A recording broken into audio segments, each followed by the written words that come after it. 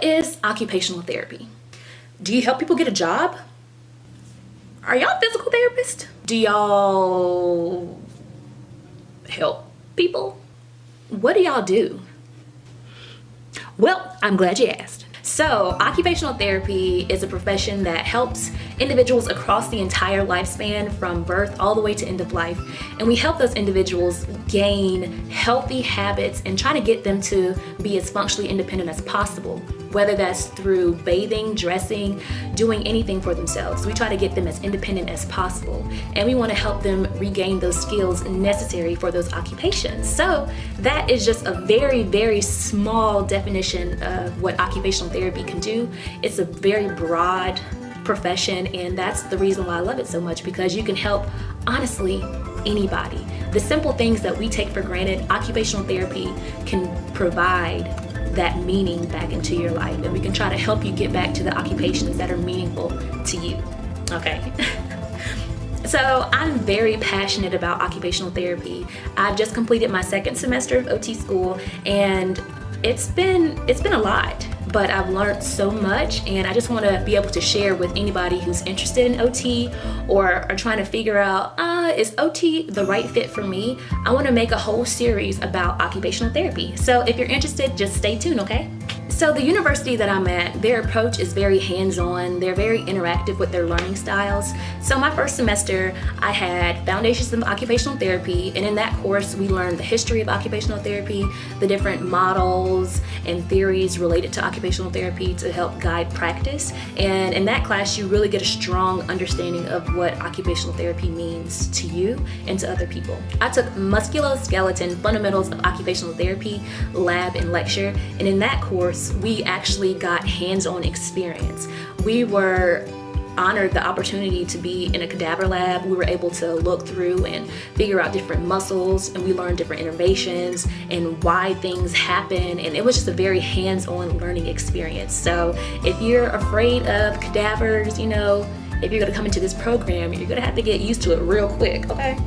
I had a Neurological Fundamentals of Occupational Therapy, and in that course we learned about the different pathways of pain, sensation, vibration, light touch, anything that the brain had to interpret from the outside world. We learned about those different pathways, and this is just a brief synopsis of these courses, so don't think this is an all-in-all type of video. But we learned about different neurological disorders such as Parkinson's and different movement disorders related to cerebellar issues.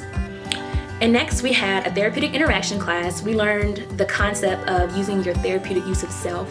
And once you get into OT school, you will learn so much about that. And you'll see how all your classes are connected to using your therapeutic use of self. So take a moment and think, what does that mean to you? Using your therapeutic use of self to provide optimal therapy for a client. Think about that. And then we had our fieldwork. I posted a video a few months ago about my experience at my fieldwork, so if you want to go check that out, I'll leave it up in the cards, okay? So for my second semester, it was very research-based. So we had a course called Research Methods, and in that course, you're just learning about the different types of methods of research, qualitative, quantitative, and all the intricacies that go along with research. Very informative. So if you take this class, make sure that you are reading everything, okay? Next, I had a class called Movement Components of Occupational Therapy, and in that class we learned about different transfers and bed mobility and how to use our goniometer. I wish I had my goniometer in here, but we learned how to do that, and different movements of the shoulder, of the elbows. We learned how to measure that using a goniometer. And we also learned how to use a dynamometer, which measures grip strength. So yes, that class was very hands-on and very interesting. And next we had a neurological basis of occupational therapy. And in that class, we just expounded on what we learned from our first semester in our neuro class, and we kind of related it more so to occupational therapy. So next we had our psychosocial basis of occupational therapy, and in that course we learned about the DSM-5 definitions of mental illnesses, and we also were able to look at how it related to occupational therapy and how we could treat it and come up with interventions to help those individuals with those mental illnesses. And currently I'm in assistive technology, and honestly that class is so interesting. You never realize the little things that you take for granted, like using a spoon or combing your hair or even putting a key in the ignition. You know, it's just simple things that we take for granted. And assistive technology is designed to help people be as independent as possible.